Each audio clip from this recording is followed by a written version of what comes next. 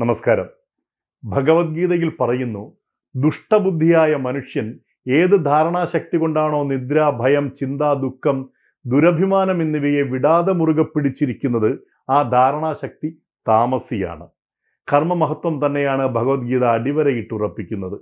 കർമ്മത്തിൽ മുഴുകുന്ന മനുഷ്യനെ അലസത എന്ന രോഗത്തിന് കീഴ്പ്പെടുത്താൻ കഴിയില്ല. അലസത ബാധിക്കുന്നവരെയാണ് നിദ്ര, ഭയം, ചിന്ത, ദുഃഖം എന്നീ ദുരന്തങ്ങൾ ബാധിക്കുന്നത്.